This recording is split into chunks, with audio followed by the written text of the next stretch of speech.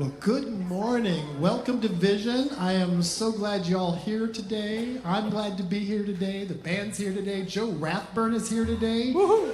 I mean, come on. As the June gloom transforms into the July fry later this afternoon, we're just going to celebrate together. Let's stand together and join our voices.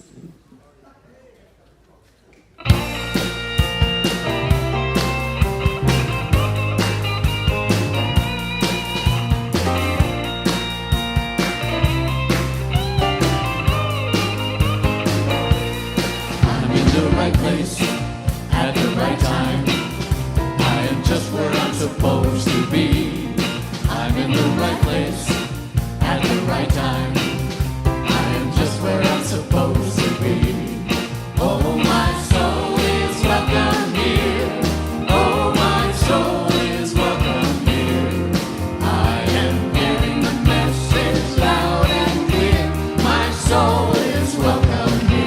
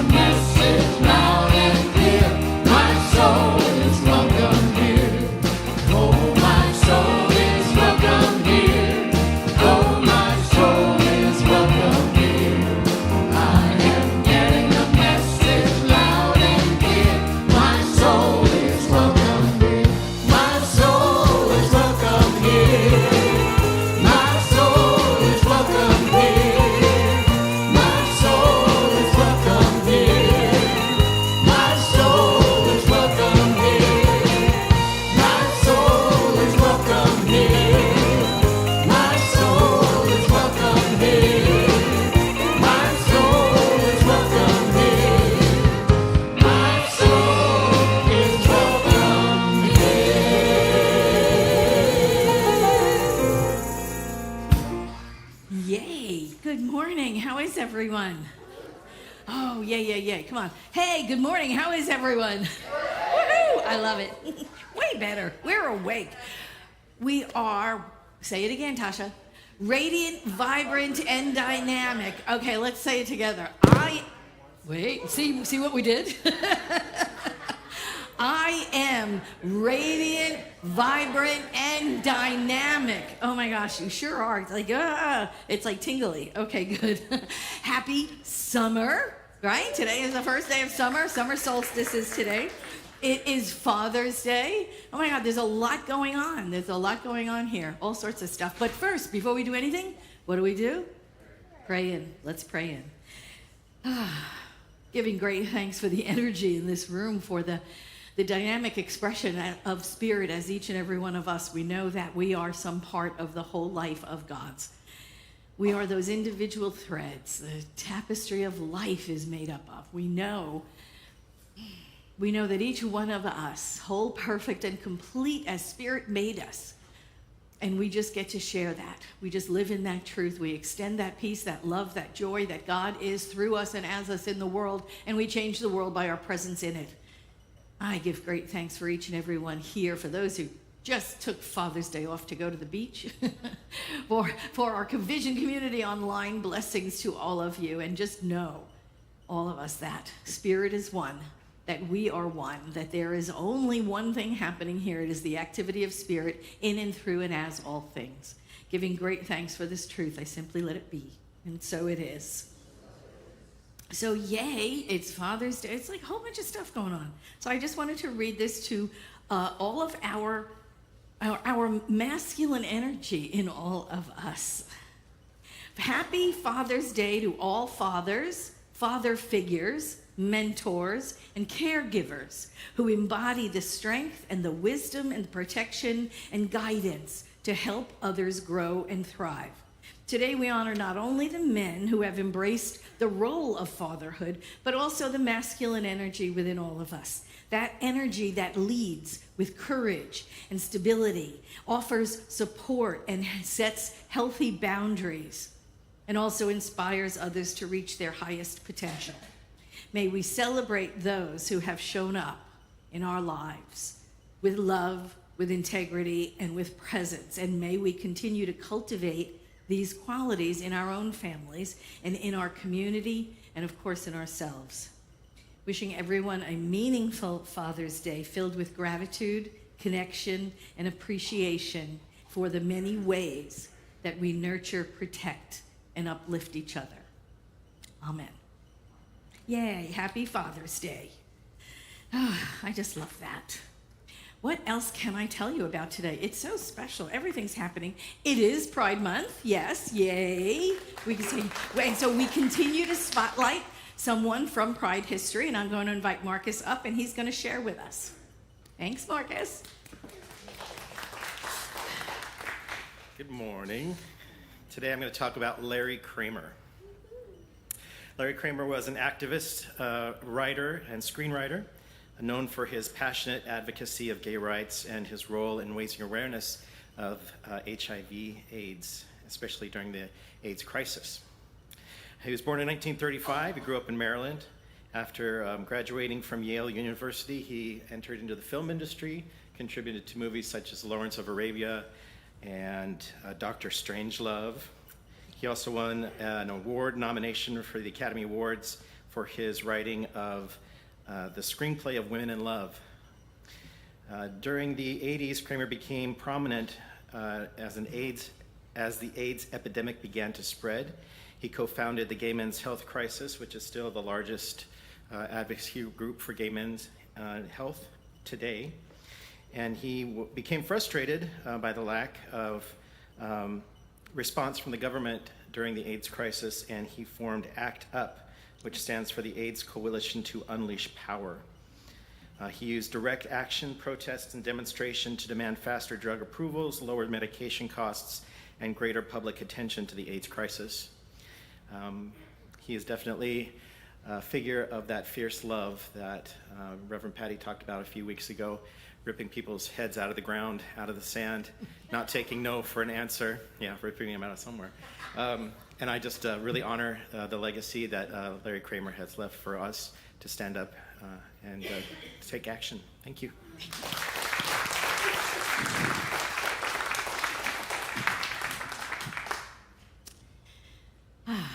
I want to highlight the practitioners and the ministers who are in the room. Please raise your hands. Yay. Look at these delightful people. These are the people that know the truth for us, that pray with us all week, all year, forever and always. That's what they do. That is their calling in life, to pray and to pray for our highest and best good. So there are prayer request forms in your bulletin. You can fill one out. Just say, health please, or whatever the prayer is. Write it down. You can leave your phone number on it. Check the little box. We'll leave a prayer on your voicemail if you'd like. We'll call you at home, pray with you over the phone, whatever you would like, however you would like prayer. At the end of the celebration, there'll be practitioners and ministers in the front of the room. You can just tag one and say, hey, pray for me now. Now, and they will. And like I said, even if nothing is wrong, if everything's great, don't you want that to continue? Yes, more please is the prayer, right? So there's always room for prayer. Always, always, always in our lives. So do that. Don't leave here today without getting prayer support. I would love for everybody to get prayer. I'd like to see prayer lines in the front of the room. We have enough practitioners to go around. Everybody gets prayer at the end of celebration. I like that idea. We should do that. Okay, let's form lines at the end of our celebration. Yeah, okay. All right, there's something else I have for you too. I have guest packets. These are put together every week by our lovely volunteer, Patricia Coughlin, and it tells you all about Vision and who we are as a spiritual community. Lots of info in here. If you haven't already picked one up, pick one up. Read it. See what's in there. If you already know all the stuff, pick one up and give it away. Give it to a friend. Give it to someone else. Invite them in to transform their life through this practical spirituality, just like we're doing right now. So, to that end, there is a greeting on the front. We're going to say it now for ourselves, for our Vision community at large. Okay, Vision community at large, stand up, say it out loud, right to the computer. It's okay, nobody's looking. You ready? You with me? Okay. Whoever you are and wherever you are welcome here. You are safe and you are loved. It's a lovely sentiment. It's truth. And now turn to somebody that you know or don't know. Introduce yourself to someone and say, welcome to Vision, glad you're here.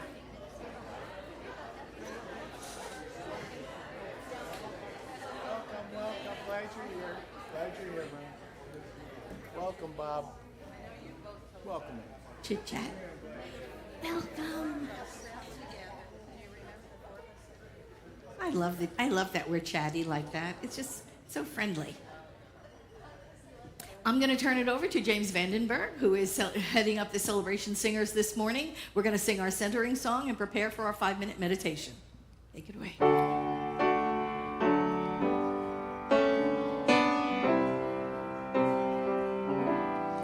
God is breathing me. God is beating my heart. God is breathing me. God is breathing me. God is beating my heart. God is breathing me.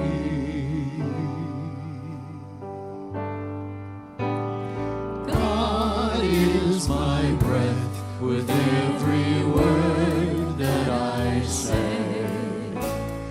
God is my life this day. I am breathing God. I am beating God's heart. I am breathing God.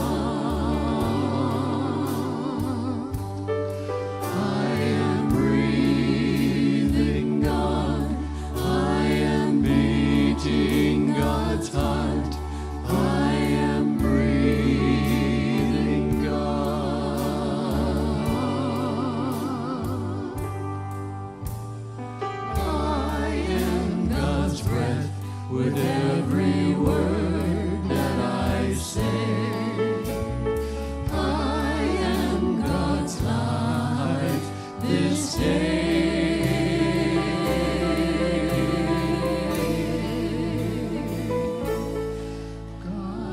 is breathing me. God is beating my heart. God is breathing me.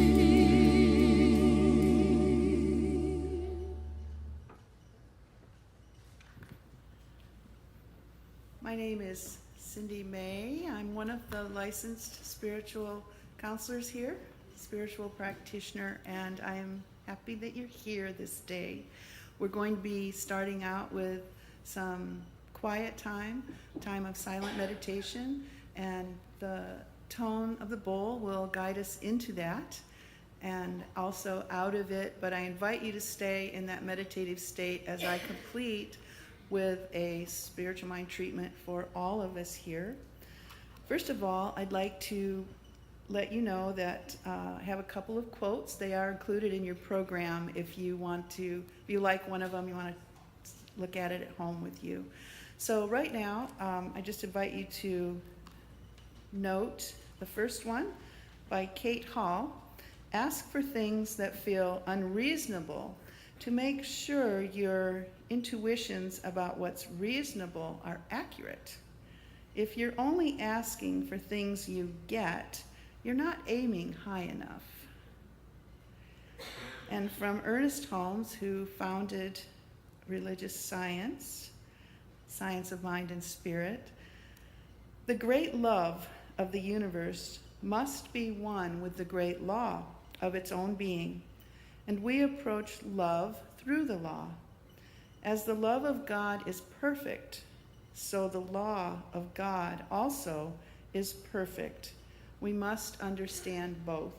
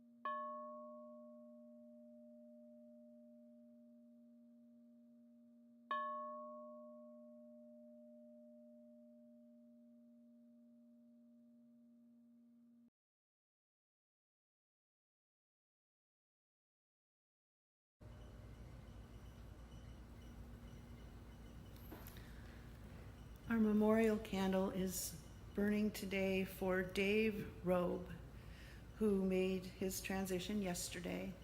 Dave was a friend of JP and Billy and Daryl here at our center.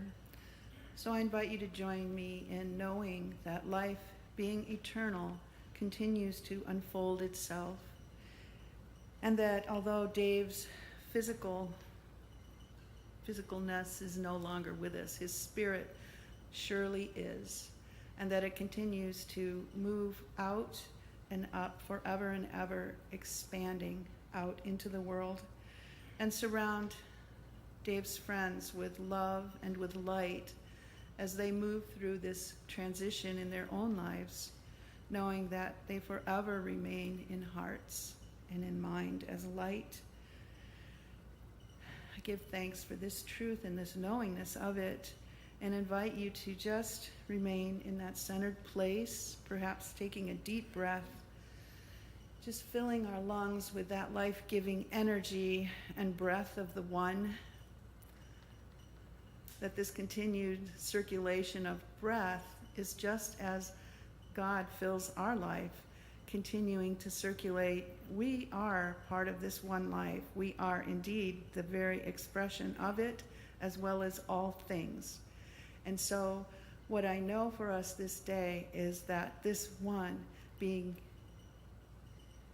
nearer than hands and feet, that we open our awareness to this truth of our life. We become ever more aware of the wonderful, what we call qualities of God, those things that are inherent within us, like beauty and love, peace, prosperity, that all of these things are already the truth of us here. And so we just simply allow for this awareness to expand out in our life, expand in ways that our health improves, the idea and the feeling aspect of success and love in our world, we become more aware of it. It's already true for us, and so we simply allow ourselves to remove any barriers to this truth and just enjoy life, enjoy the living Spirit in, as, and through us right now. And so I give thanks for our coming together today, for knowing that our life is the life of God, and that we live and think, move, have our being in this one life. And so, yes, it is apparent to us, and we continue to reaffirm this truth and this knowingness. And so, giving thanks for it now, I simply release this word into the law. The law, the nature of the law is to make it so, and so it is.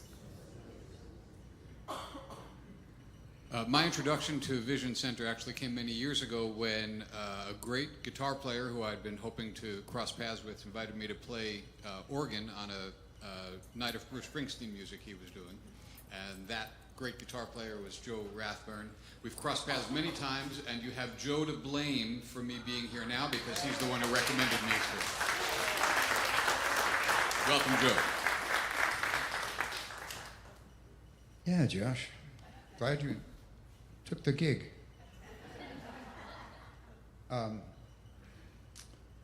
So, this dad is out washing his car one summer afternoon, and his 8-year-old daughter comes running out and says, Dad, he goes, yeah, dear, what do you want? And she says, what is sex? And he goes, oh my God. Totally caught off guard. Had no idea this talk was going to come now, but he does his best. You know, she's asking, so she deserves an answer. So he goes through the whole thing, the birds and the bees, and then he goes into the biology of the mommy and the daddy and how they get together and do what they're supposed to do. And all the time he's watching her while he's talking, and she's going,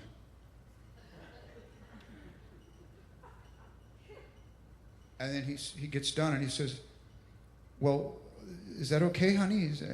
Did I answer your question? She said, well, Mom told me to come out and tell you the dinner would be ready in a couple of secs.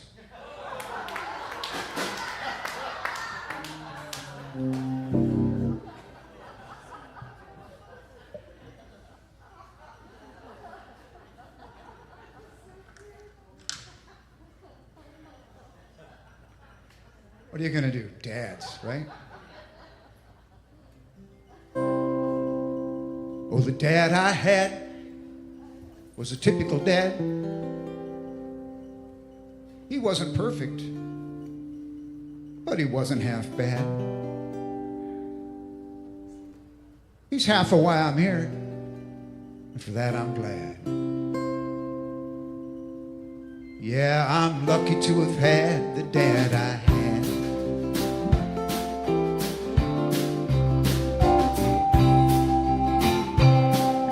The dad I had met a girl named Mom.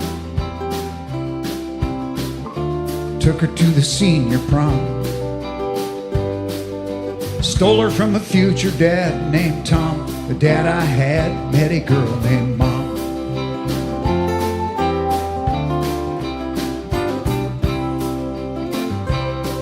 And the dad I had worked all his life to have nice things for the kids and wife. He could build a house with a butter knife. The dad I had worked all of his life.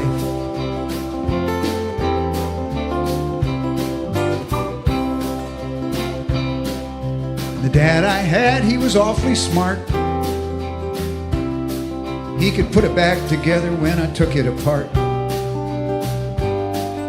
He taught me how to whistle and to armpit. Oh, the dad I had, he was awfully smart. And he did the best he could with what he had. Most of what he had, he got from his dad.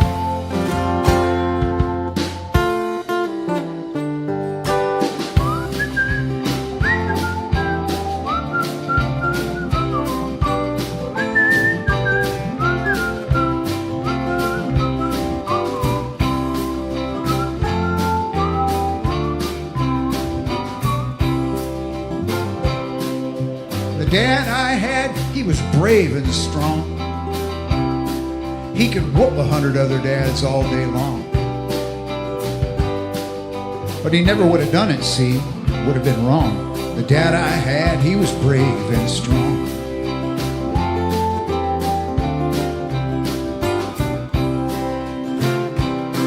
And the dad I had, he didn't seem to care about the color of your skin or the cut of your hair.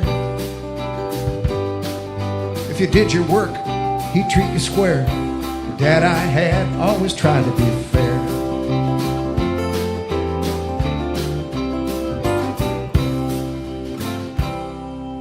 Now the dad I had, he believed in God. He did his praying every Sunday with a fishing rod. So when he met St. Pete, I hope he got the nod. 'Cause the dad I had believed in God, and he did the best he could with what he had. Most of what he had, he got from his dad.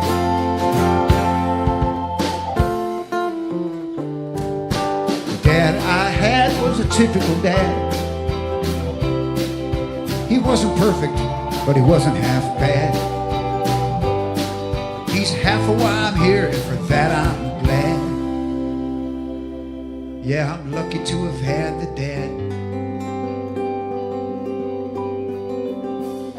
The dad I had.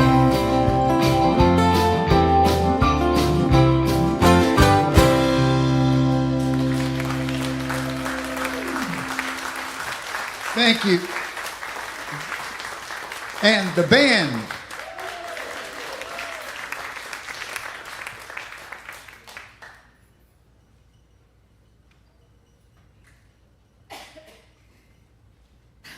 We're making our way through the theme, aren't we? Yay! June's theme, Higher, Deeper Love. And today I want to talk about both and. And John Kirkle called me yesterday afternoon. He said, well, how's the talk going? And I said, well, it's about 2.5 hours now, so you might want to lock the doors and we'll just hang out here for the duration. But I was able to, pare it down a little bit between then and now. And the talk is both and. Both and. And what do you think that means? Yeah, me neither. Anyway, I thought when I was started going through it, it's about inclusivity. Both and. Right? And here we are in Pride Month. I mean, it's all fitting together, right? Both and. No one is left out. Nobody is excluded from the kingdom. It's just the way it is. Right? Do you ever notice that life is incredibly inclusive? It includes everything. Everybody's invited. Life does not check credentials. It just doesn't. Nobody gets born, right? And the universe goes, sorry, we're at capacity. Do you ever think about becoming a fern?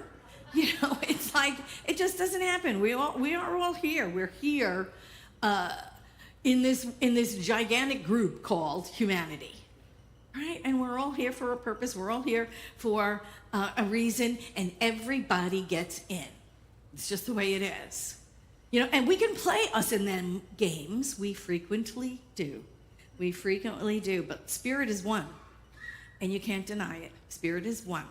But we play us and them games all the time. War is an us and them game. Hoarding is an us and them game. Competition is an us and them game. And here's the way you can tell. You can tell when we're playing the us and them games because they are always based on a false belief and not truth. War and hoarding and competition, they are all based on the illusion of separation. And truth is one. Ernest Holmes said this. He said, there is a universal I am, or being, which I individualize. This universal I am finds expression through me as an individual I, myself. There can be nothing between it and what I am because it is the very essence of my being. It has always been true, and I have been ignorant of this fact and have thought of myself as alone or isolated from spirit, from my good. I have not realized my true nature. Now I must learn to reverse the whole process of my thought. Daily, I must practice conscious recognition of the divine presence within me until this presence becomes the most real thing in my entire life. And isn't that our practice? That is our practice, to keep remembering who we are until we remember this presence is the most real thing in our lives. We must always seek to see through the conditions to the truth. Through the conditions to the truth. Because the truth is going to set us free. Hallelujah. Can I get an amen? Thank you, God. Okay, so then life pulls us all together in groups like these, right? With absolutely no screening process. You can tell. Think about it, right? We're just all here together, right? We look around at Vision. We have, like somebody's a marathon runner. Somebody thinks birds are government drones. Someone else meditates every morning. Somebody doesn't meditate at all. Someone thinks opening 147 browsers on their computer is like a personality trait. Somebody has a hobby of identifying different types of slime molds. That's me. Anyway, life just throws us all together in one room like this and goes, hey, team building exercise. Good luck with that. And this is what we do. This is what we do. Holy moly. I've been reading the human interest stories behind the FIFA World Cup soccer thing. Anybody interested in those things? I don't know anything about soccer, don't know anything about the World Cup, but I was reading the human interest stories behind it, and I find them fascinating, right?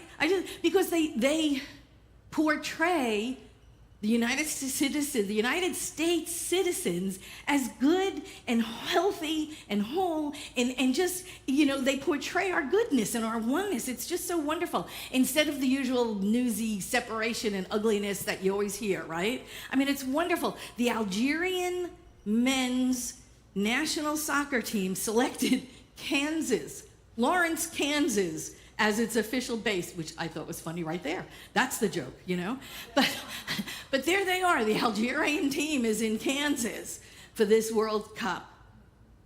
And they're practicing at the University of Kansas field. And the local college there made it a point for their band to learn the Algerian national anthem so they could play it for them. I mean, isn't that just adorable?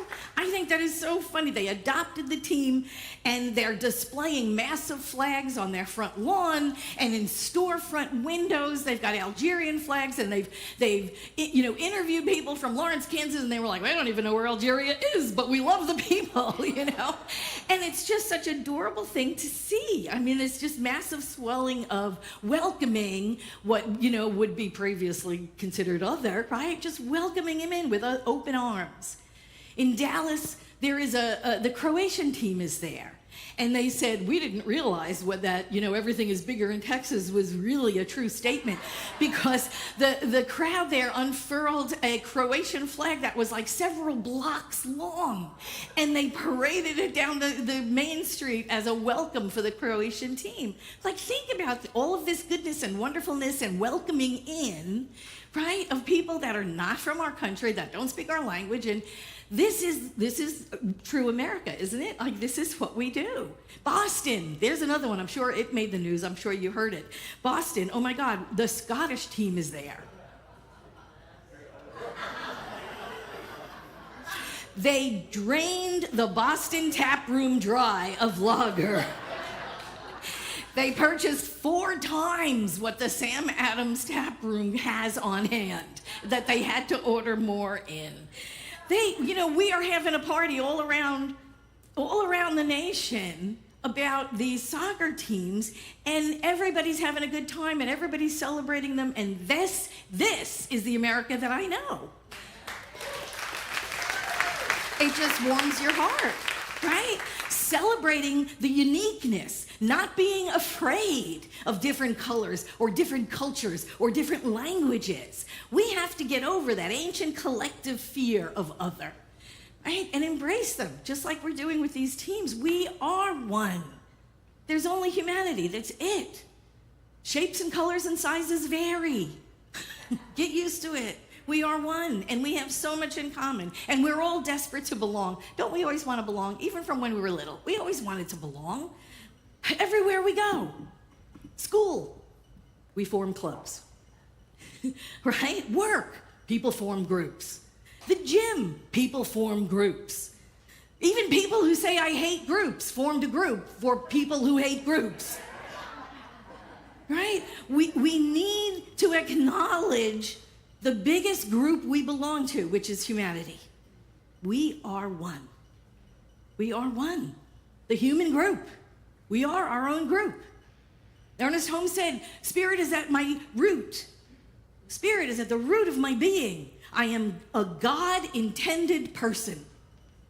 I have an intimate source from which I may draw my inspiration. All the warmth and the color and the responsiveness that is there surrenders itself in its entirety to me, for me, and through me.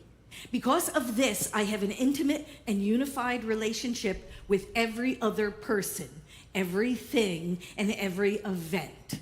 I am one with all there is.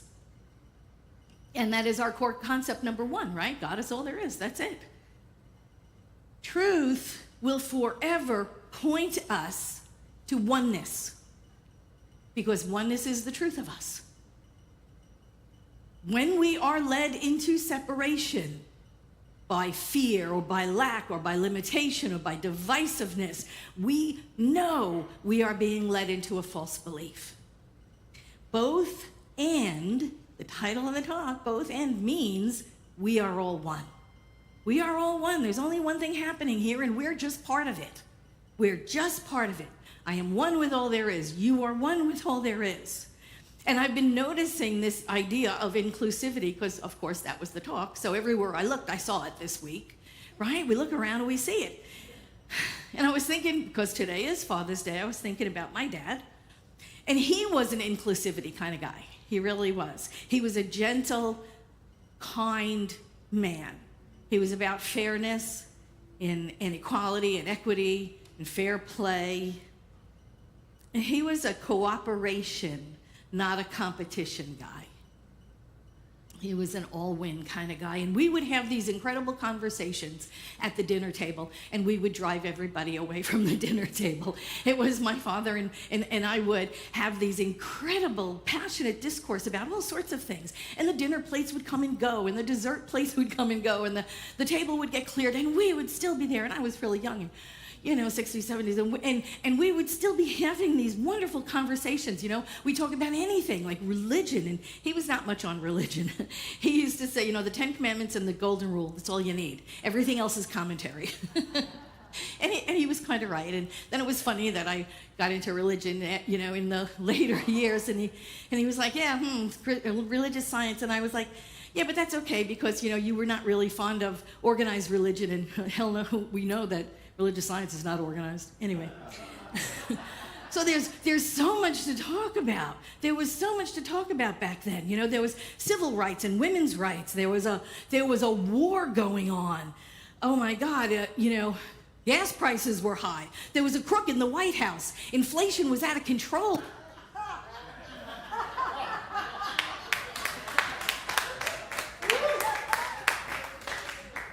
Deja vu.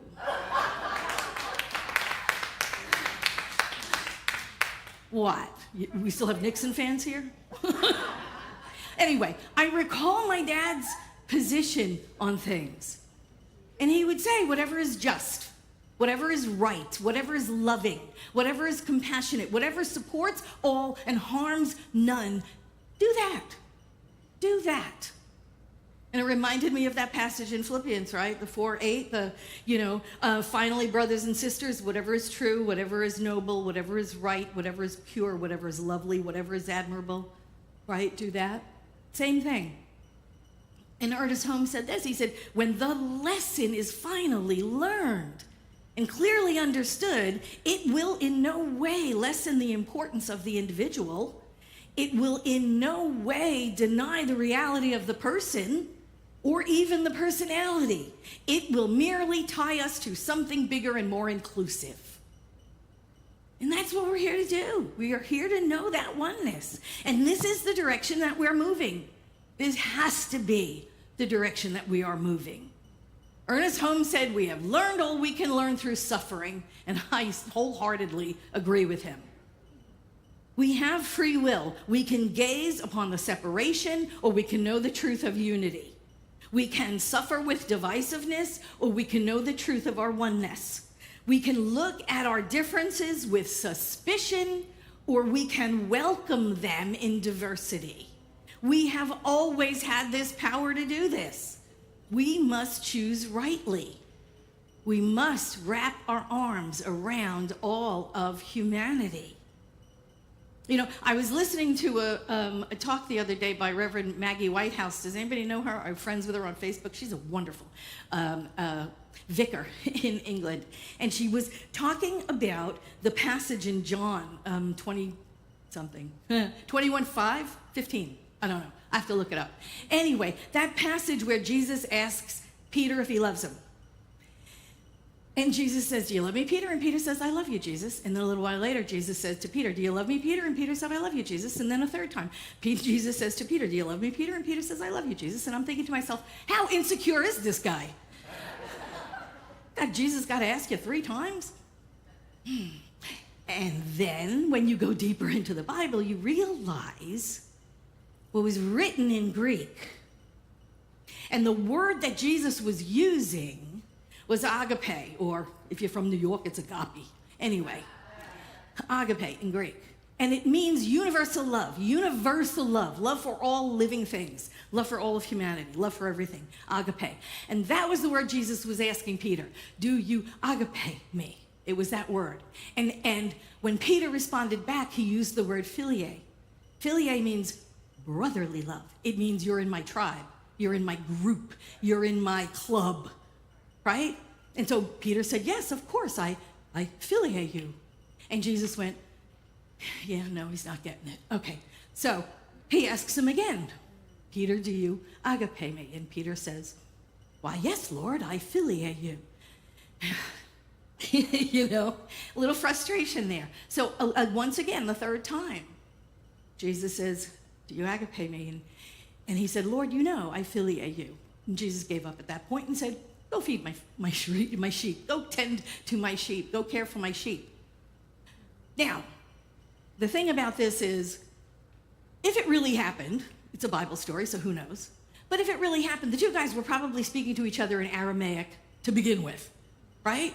So the story was then translated into Greek. So the Greek chose the words that were used in that passage.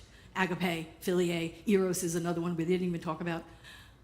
But then it was translated into Latin. But then it was translated into English, right? So what the hell? Who knows even what transpired in that passage? The important takeaway for us is the question Jesus asked. Are we to agape? Are we to love universally? Are we to love all of humanity, all of humankind? Or just our group, like Peter said? Just our group, just our tribe, just the people that look like me, just the people that act like me, just the people that believe like I believe. Or we, as Jesus asked us to, love agape. Doesn't matter if it's true or not. What matters is the question, what kind of love are we practicing? Ernest Holmes said, everything that I believe to be true about spirit, I must understand is true about myself. Its goodness is my goodness. Its power is my power. Its presence in me is my true self. There is only one true self. And because we are all unified in it, we are all unified with each other. We're all made of the same stuff. We're all one. And living a life of inclusivity can be summed up by saying,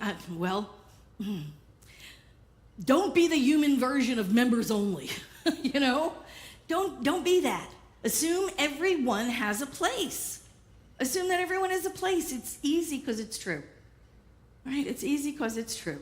Like I said, somewhere out there, there's a person that can identify 47 different birds by their bird calls, and somebody else can explain quantum mechanics, and I hope to meet that person someday so they can explain it to me so I can understand it. And then there are other people that can fold a fitted sheet like this. I am that person. If you want lessons, I can show you how. But you know, we have to treat all the new people that we meet like software upgrades. Anybody? Right? The software upgrades, the first time it happens, you go, oh my God, now what? Right? But then you look deeper into it and you go, hey, maybe this is an improvement. You know, maybe there's something good here. Who knows? Assume everybody's weird.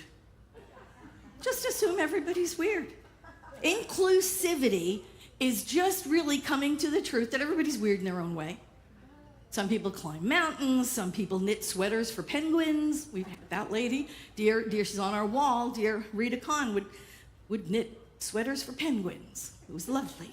Some people would stay up till 4 a.m. voluntarily. I didn't even know there was a 4 a.m. Who knew? I don't understand those lifestyles, but I respect their commitment to their lifestyle. Some of us talk to our dogs in a British accent. Hello there, doggy, you know. Doesn't matter. It doesn't matter. Somebody else names their house plants. Anybody? Oh, see, we got a houseplant namer. Okay, see? Other people will watch videos of power washing. And that's for relaxation, right? I mean, who knows? Congratulations. We're all welcome. That's inclusivity. That's inclusivity. We're all together. We're not judging each other for our weirdness. And that's what we do. We have to expand our social menu. Interact with people who make no sense to you. I love it. I love it. You know, sometimes like you meet people somewhere and you're like, you think to yourself, oh my God, how do they even find their way home from work? And you know, the funny thing is they're thinking the same thing about you. Right? It's just the way it is. And somehow we're both correct.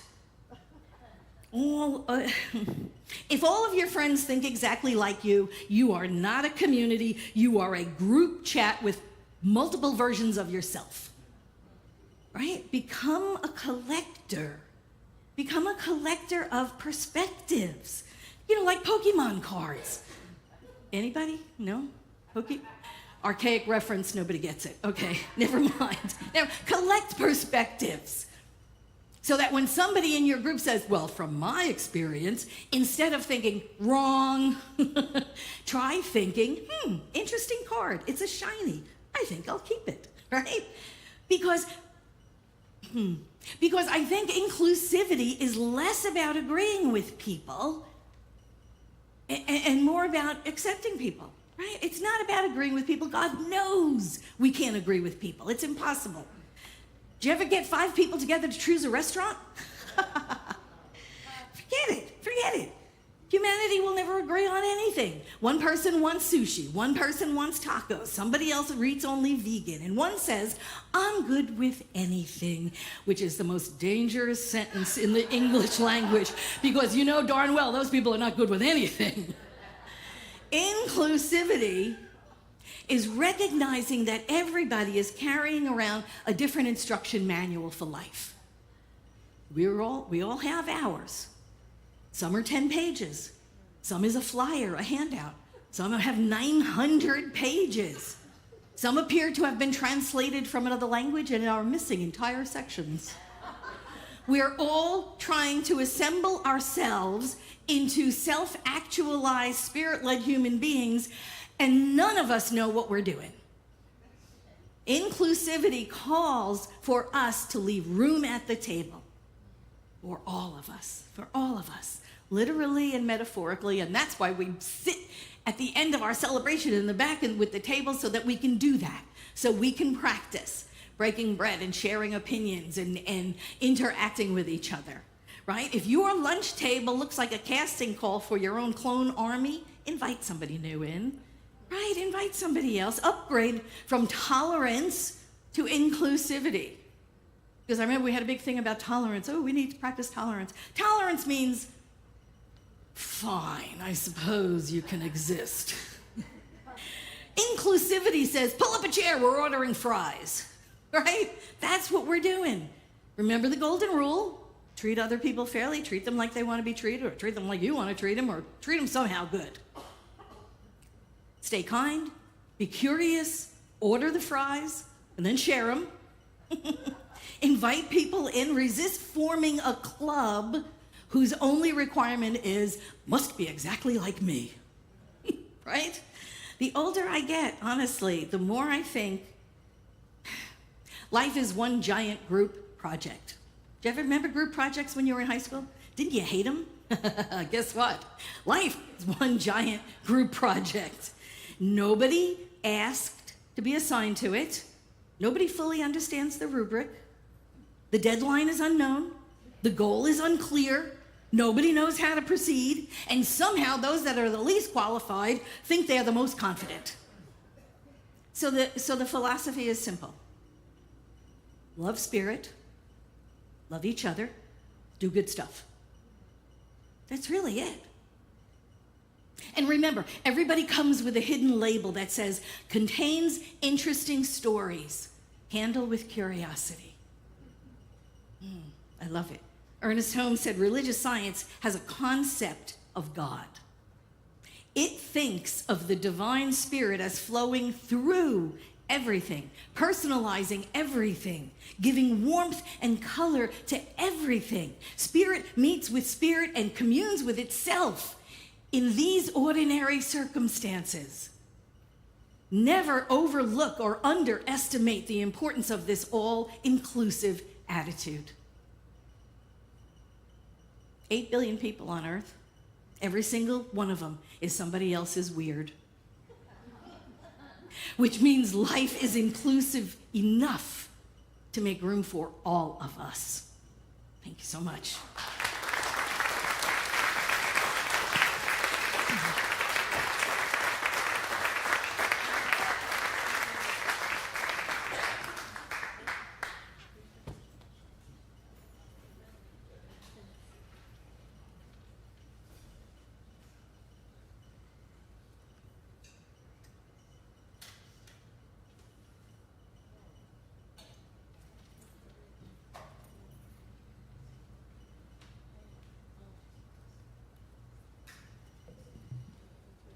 I'm not a dad, but I had one. And I've seen my share. So here's a little tune I wrote about dads in general.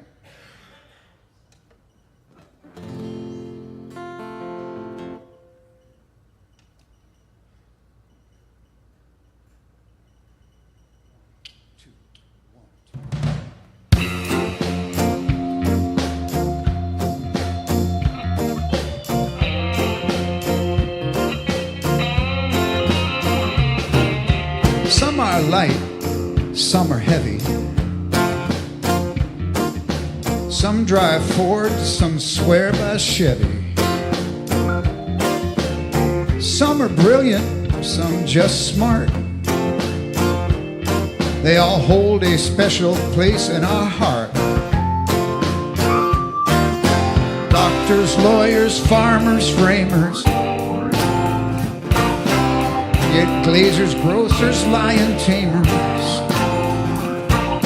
teaching the school or driving bus, whatever they do for us. 'Cause they're dads, dads all over this world, bringing up boys, bringing up girls, hard as nails, tough, soft as butter. If the question's tough, it's ask your mother.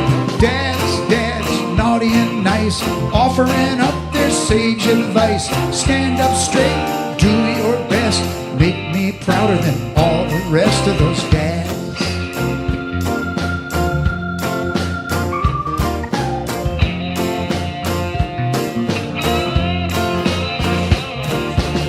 Some are cool, some are nerdy. Some stay clean while some get dirty. Some show love, some can't show it. But they do enough that somehow we know it. Helping out their sons and daughters, guiding them over troubled waters. If they fail, if they fall, they're still supermen in our eyes, that's all. They're dads, dads all over this world, bringing up boys, bringing up girls, hard as nails, soft as butter. When the question's tough, it's ask your mother. Dads, dads, naughty and nice, offering up their sage advice. Stand up straight, do your best, make me prouder than all the rest. You say you and your daddy never did get along. Your mom couldn't make you by herself, so let's just sing this song for the rest of those dads.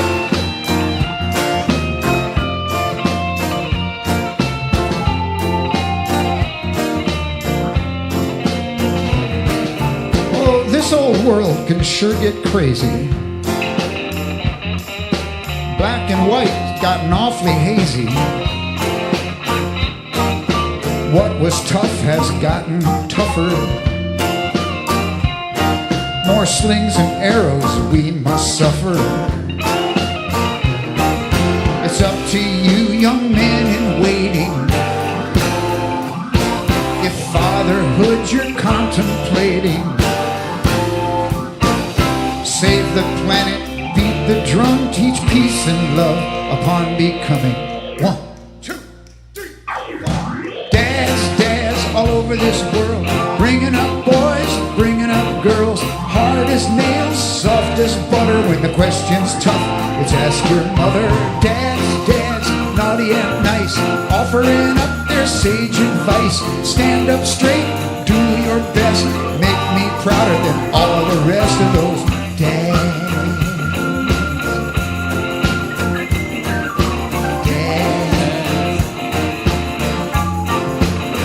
Just talking about dads.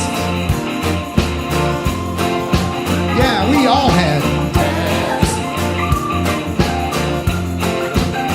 Those crazy dads, hard-working dads, old softy dads, lawn mowing dads, gone fishing dads, philosopher dads, beer drinking dads, smart thinking, sports shouting, I'm loving. Pull my finger. Just talking about Dad.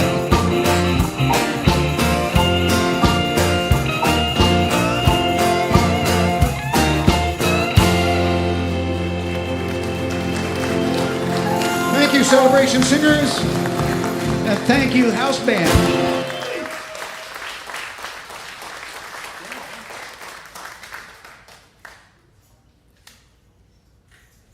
I love that. Dad stuff. Holy moly. So now it's time for our conscious circulation. This is our opportunity to circulate our good, just to know that as we give, so we do receive, that we can never outgive God, that God is infinite source and supply.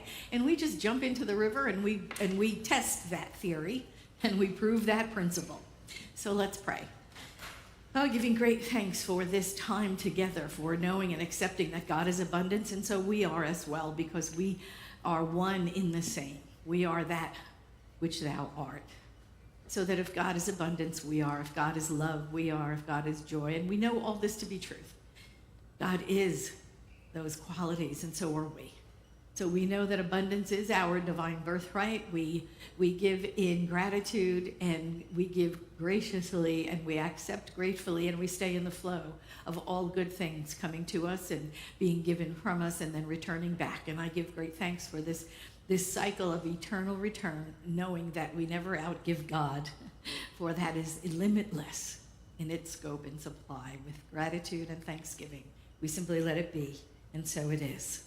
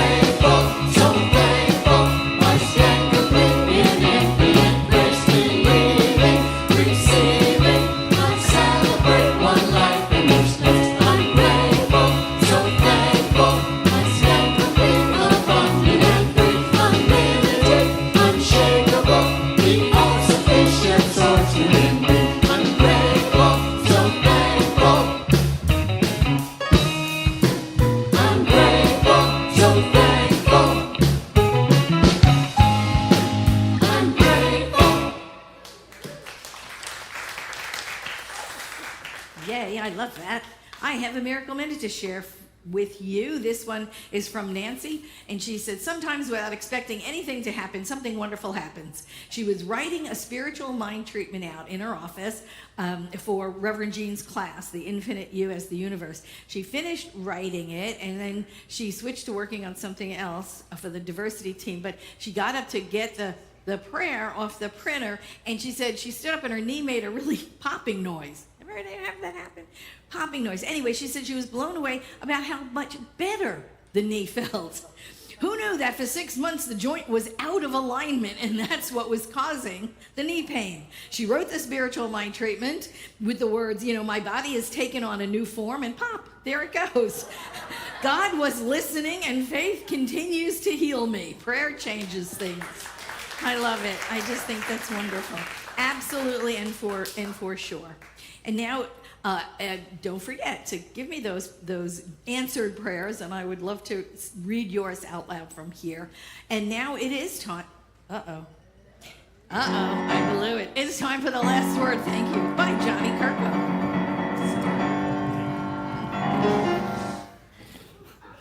Did any of you ever watch Saturday Night Live when they did that? It was very funny. It was the land shark outside the door. Anyway, I want to thank everybody who helped with hospitality. We asked for, Janet was out, and so we asked for some help. There's like 18 people in the kitchen today. So thank you for the support in that. We're going to have some really good food, so a lot of dad food's going to be here, so celebrate with us right after after this and have some food. Also, those of you online, we have our meet and greet right after our celebration. Join us. We have a little community that gets together, and a practitioner is available for a one-on-one prayer. We'd like to say hello to you. The Vision Men's Group is getting together at 11:45. They're going to be meeting over in Marjorie's room. We'd like to welcome anybody who wants to be a part of that, any of the guys. This Wednesday, we have Andy and Nathan. They're doing a cabaret concert here. It's the Soundtracks of Summer, so it's going to be really fun. It's going to be a great concert. We know Andy and Nathan, always fantastic. We have a movie coming up next week, The Remarkably Bright Creatures. Sally Field, I hear it's really, really a good movie. I'm really excited about it. TK will be hosting us there, and popcorn and all the good stuff, so that's a week from this Wednesday. So we have a concert on July 9th. It's Rhea and Ramey are going to be here. It was part of the Gourmets for God program, but we have the concert that starts at 7 p.m. They're going to be doing by request, so it's all the music that you want to hear, and you just say, hey, this is a song we want, and they're going to play it for you. It's going to be really a lot of fun. Rhea and Ramey, yes, that's really good. Also, it's not me. Save the date. We're going to be, the Pride Parade is July 18th, so if you'd like to be a part of the Pride Parade, there's a sign-up sheet over on the table over there, and we'll have shirts and stuff available for you as well. It's I don't know how many years we've been doing this, a long, long time. Classes that are coming up in July, Reverend Marcus has got one. Come on up, Reverend Marcus. Talk about your class, since he's not going to be here next week for us, so we can chat about it. Come on. Here's Marcus. So I'll be teaching spiritual economics. It is a very powerful class that changes and reshapes the way that we think about abundance, finances, not only just money, but realizing that we are wealth. I just wanted to read a quick quote from the book. The important truth is that you are a spiritual being with the allness of infinite mind within you. Whatever your needs may be, the answer is not to get God to give you more through some divine sleight of hand process, but rather to uncover and release your own imprisoned splendor. Avoid the temptation to try to work the law and thus to materialize the process. Get your mind off the idea of making a demonstration in life. Center your awareness on a deeper sense of life, and the demonstration will begin to make you. So please join me. It is a very wonderful way to think about abundance and wealth and money and our relationship in spirit. Yay. Thank you, Reverend Marcus. We'll have information's available on the website, so you can sign up for Marcus's class, and also Reverend Lori Oberly Edwards is also one. Karen Drucker is going to be here with us. She's going to be here on July 11th. It's a Saturday. She's doing a women's retreat. If you'd like to be a part, there is a special promo through this month, June only, and then July it goes up to a little bit more. So if you'd like to sign up, go to the website and you can read a little bit more about that.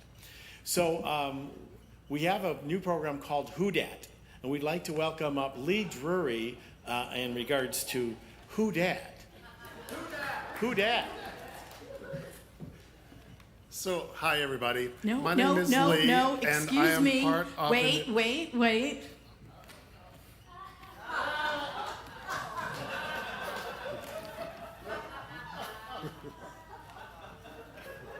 This is the Emperor of Engagement.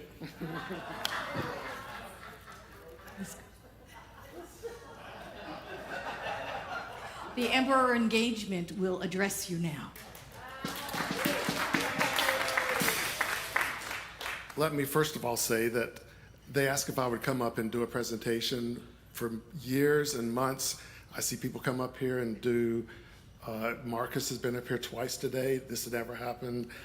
Laurie Sheets comes up here and never happens. James is here. And so this is a little bit too much.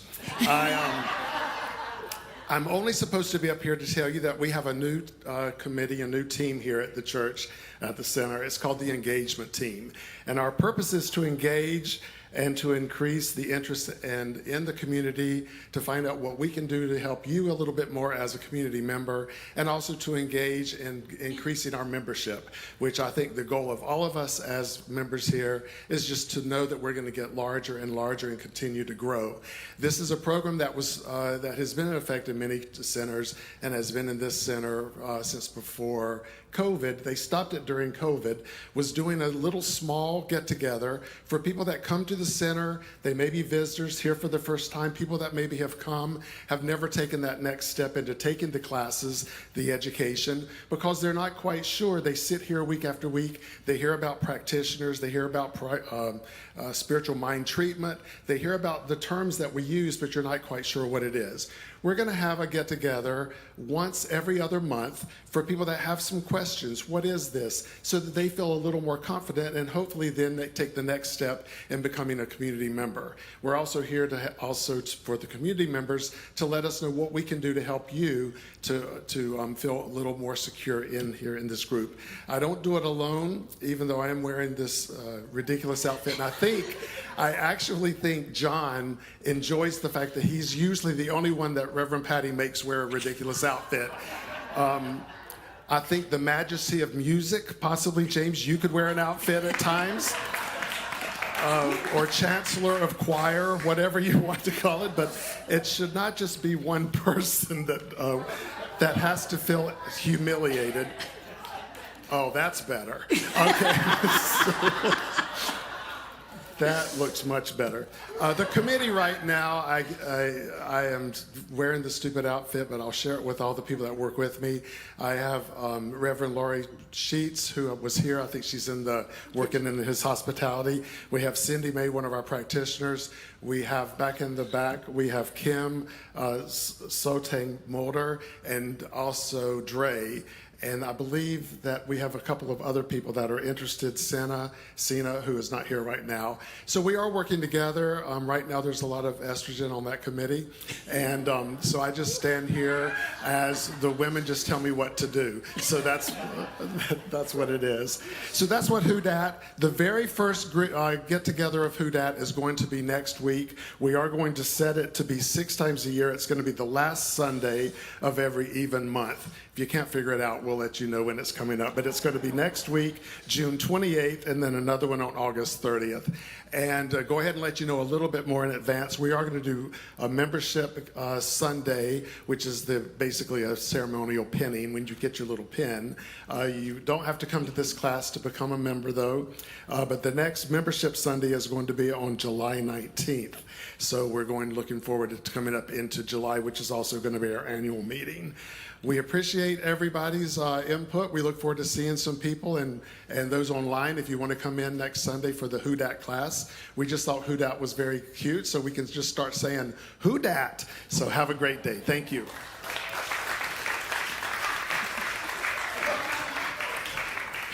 You know, when John and Lee joined Vision, they kind of laid low for a little while. They were a big part of a lot of centers across, in Arizona and Palm Springs, and they were really quiet about it. So the introduction of Lee is just beautiful, and thank you, Lee, for being a part of the fun here at Vision.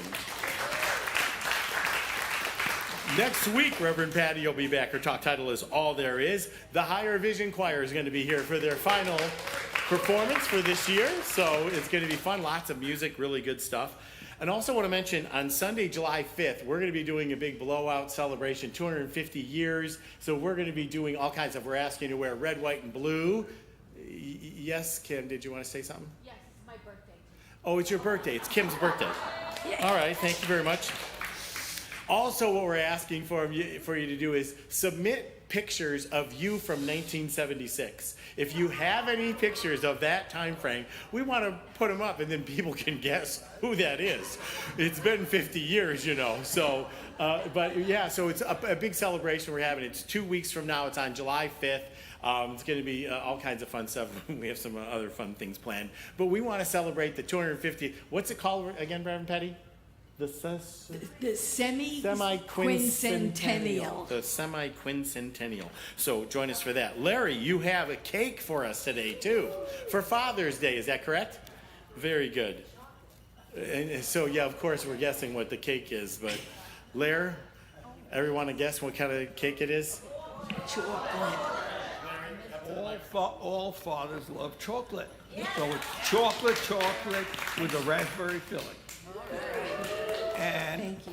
I was born before that date, 1976. I can get you one from 1776. Thank you, Larry. We're going to stand up and we're going to say our affirmations. We know that these are the truth of us. They are powerful. Betty creates them every week. Eileen was in the office helping this. You know, it's just amazing. Volunteers are the heart and soul of Vision. We wouldn't exist without our volunteers. So yes, absolutely applaud for that. Here they are. Here are our affirmations. We're going to say them together. You ready? You with me?